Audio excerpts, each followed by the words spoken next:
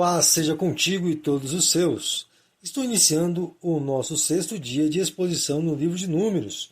Sou o pastor Eliseu Fausto e estarei expondo os capítulos 16 ao 18. Antes de iniciar toda a meditação dos capítulos de hoje, quero juntamente contigo lembrar alguns fatos que vêm ocorrendo entre o povo de Israel no acampamento nesses últimos capítulos que meditamos. A partir do capítulo 11, nós contemplamos um povo completamente indisposto a servir ao Senhor, diferente do que tínhamos visto nos capítulos anteriores. Vimos também a indisposição de Miriam, irmã de Moisés, de não aceitar a autoridade que Deus havia depositado sobre Moisés. E logo em seguida, vimos que alguns príncipes, indispostos e incrédulos quanto às promessas de Deus, também reclamaram de seus métodos e propósitos devido à realidade contemplada por eles em Canaã. Com esse breve resumo, quero relembrar você que quase todas as classes de pessoas entre o povo de Israel haviam de alguma forma insultado o Deus que os resgatou do Egito. Primeiramente o povo, segundo a liderança na pessoa de Miriam e por fim os príncipes. Fica a pergunta, qual a classe que ainda não se rebelou contra Deus no meio dessa geração incrédula? Eu respondo, os levitas. E é sobre eles e sobre a rebelião iniciada por uma das famílias levitas que se resumem os 2 próximos capítulos. Que dilema estava vivendo o nosso irmão e profeta Moisés? Parece que todo o sistema criado exclusivamente para glorificar a Deus estava se desfazendo por causa de motins formados por alguns. Mas como vimos, Moisés não foi posto na função de líder por suas próprias forças ou capacidade. Foi escolhido exclusivamente pela vontade de Deus. E isso, com certeza, foi a âncora que o manteve firme diante de todas as dificuldades enfrentadas. Bom, agora que já lembramos tudo que estudamos até aqui, vem comigo na meditação dos capítulos de hoje. O capítulo 16 se inicia nos versículos de 1 ao 3 com uma declaração impressionante. Um dos filhos da família coatita, família que era responsável pelo transporte das mobílias sagradas do tabernáculo, decidiu se levantar contra a autoridade de Moisés e Arão e conseguiu convencer alguns homens importantes das várias tribos em Israel. 2 nomes são citados juntos com Corá, que era o líder da rebelião e membro da família coatita. Os outros 2 eram Datã e Abirão, filhos da família rubenita, e junto com esses 3 haviam 250 homens que eram tidos com grande estima diante de todo o povo. Ou seja, essa rebelião tinha uma proporção gigantesca e era preocupante demais. Quando eles chegaram diante de Moisés e o confrontaram com a afirmação de que não era somente Moisés e sua classe sacerdotal liderada por Arão que eram santos para realizar os serviços no tabernáculo. Todos podiam livremente ter acesso ao tabernáculo e aos serviços, e não somente a classe sacerdotal. Isso você pode ler no versículo 3. Do versículo 4 até o versículo 7, Moisés dá algumas diretrizes para que seja esclarecida a questão. Antes, porém, do versículo 4, Moisés se curva diante de Deus, pois já sabia o que aquela situação poderia gerar. E ao se levantar, orientou aos rebeldes que cada um deles preparasse um incenso e se apresentasse no dia seguinte para que fosse verificado qual incenso era aceito diante de Deus. Agora observe que nos versículos 8 ao 11, Moisés esclarece diante de Corá que ele e toda a sua família levita deveriam se contentar em Deus ter os escolhido para servir ao tabernáculo como representantes do povo diante dos sacerdotes. Ou seja, os levitas já estavam em posição de grande honra concedida por Deus em relação a todo o povo. Mas a egoísta ambição de Corá o conduziu a desejar o serviço sacerdotal e incentivar uma grande multidão nessa ambição. Com esse esclarecimento, Moisés desejava convencer Corá que não havia motivos para ele se considerar excluído do propósito de Deus no serviço sagrado. E pelo que se entende, dos versículos 12 ao 14, Moisés desejava expor os mesmos esclarecimentos diante de Datã e Abirão, mas eles não foram até Moisés e ainda mandaram dizer que Moisés era o culpado do povo ainda estar no deserto e não ter entrado na terra prometida. Como eles não foram até Moisés, Moisés se dirigiu a Deus em oração no versículo 15, pedindo que contemplasse a má atitude daqueles homens e não aceitasse o sacrifício deles, pois nunca havia feito mal algum a eles para receber aquele tratamento. E de acordo com o desafio proposto por Moisés, nos versículos 16 ao 19, observamos que todos os 250 homens, juntos com Corá, de fato se apresentaram no dia seguinte diante de Moisés e Arão para verificarem qual incenso seria aceito por Deus. Mas você pode observar no versículo 19 que Corá incentivou grande parte do povo a também se apresentarem ali contra Moisés e Arão. E a glória de Deus apareceu entre eles. Note que essa glória de Deus aparecendo diante desse desafio traz a lembrança do julgamento de Deus contra a perversa atitude do povo, e não de aceitação, assim como foi no capítulo 14, quando o povo estava querendo apedrejar Moisés e Arão. E você pode observar que no versículo 20, Deus, a partir dessa manifestação, falou com Moisés e Arão no mesmo nível que falou no capítulo 14, sentenciando à morte todo o povo. E mais uma vez, no versículo 22, Moisés, e agora juntamente com Arão, se prostram diante de Deus pedindo que tenha misericórdia de todo o povo e condene apenas os culpados.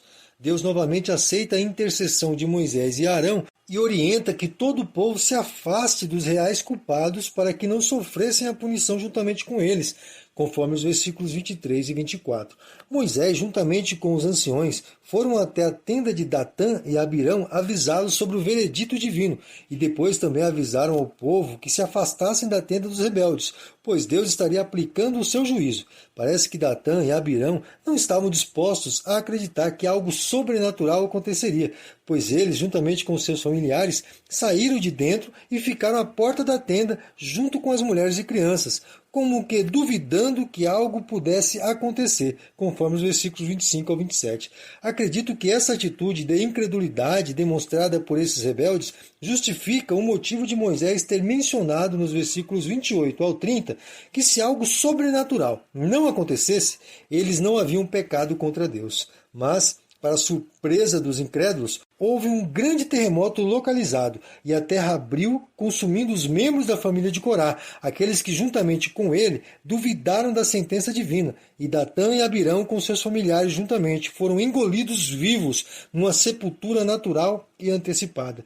E os gritos deles foram tão horripilantes que fizeram com que todos que estavam contemplando a cena fugissem com medo de serem tragados também. E aqueles 250 homens que, juntamente com esses rebeldes, estavam oferecendo seus incensos diante de Deus, também foram mortos no mesmo dia, porém de modo diferente, pois o fogo de Deus caiu do céu e os queimou vivos, conforme os versículos 31 ao 35. O que restou deste lamentável episódio foi uma triste lembrança de homens orgulhosos e egoístas, que não aceitaram a vontade de Deus, e para não cair no esquecimento das famílias levitas, os incensários de metal que foram utilizados por eles foi retirado do meio do fogo e confeccionado uma chapa para ser colocada sobre o altar de sacrifício. Assim, todos que fossem oferecer um sacrifício, ao olhar para aquele objeto, lembraria da triste situação que ocorreu aqui. Nos versículos 36 ao 40 lemos isso. Bom, já temos dois elementos criados por Deus para trazer lembrança ao povo aqui no livro. Primeiro, as bordas azuis nas vestes, para os fazer lembrar que Deus é o único que deve ser obedecido e não o coração humano. E agora, uma chapa para lembrar que as determinações divinas devem ser respeitadas. Apesar de todo esse triste episódio ocorrido diante de todo o povo, no versículo 41, incrivelmente, somos informados que o povo se levantou contra Moisés e Arão, os acusando de terem matado todos os rebeldes, mas que para todo o povo não eram rebeldes, e sim santos. E mais uma vez, no versículo 42, a glória de Deus apareceu em uma nuvem, e você já sabe o que significa isso. Moisés e Arão também já sabiam o que significava. O juízo de Deus estava pronto para ser executado. E como um homem misericordioso, Moisés orientou a Arão que fosse imediatamente preparar um sacrifício de expiação pelo pecado do povo, pois uma praga já estava matando milhares. E mesmo com a agilidade de Arão na preparação desse sacrifício expiatório, mais de 14.000 pessoas morreram no meio do povo. O que você pode observar nesses episódios que temos contemplado é a disposição divina em atender às necessidades do seu povo, mas também contemplamos a indisposição desse mesmo povo em atender às exigências divinas. Por esse motivo, muitos se entregaram à morte, rejeitando a vida, pois a verdadeira vida só existe quando estamos em total sujeição ao dono dela. Agora venha comigo no capítulo 17, porque a causa da rebelião do capítulo 16 ainda não foi solucionada. E é aqui no capítulo 17 que Deus vai estabelecer novamente o sacerdócio aarônico como o único aceito. Pode observar que é Deus quem ordena a Moisés para orientar todos os príncipes, um de cada das 12 tribos, e levarem até o tabernáculo uma vara. E Arão deveria escrever em cada uma dessas varas o nome da tribo que ela representaria. E na vara de Arão, a tribo de Levi seria escrito. Conforme o versículo 8, essa vara era uma vara de amendoeira.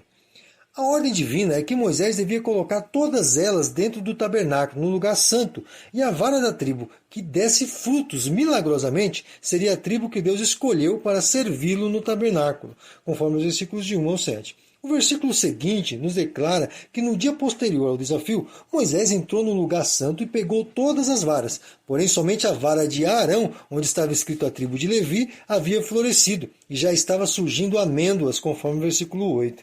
Observe nos versículos restantes que pela primeira vez aqui no livro, o povo se arrepende de ter se levantado contra a autoridade de Arão e Moisés. E o motivo desse arrependimento era o medo da morte, conforme os dois últimos versículos. Entrando no capítulo 18, o último de nossa meditação de hoje, encontramos um renovo nas regras do sacerdócio e um esclarecimento das responsabilidades deles. Observe que no versículo 1, Deus esclarece que Arão e os sacerdotes eram os responsáveis pelo bom andamento do culto, assim como deveriam corrigir quaisquer erros que houvesse.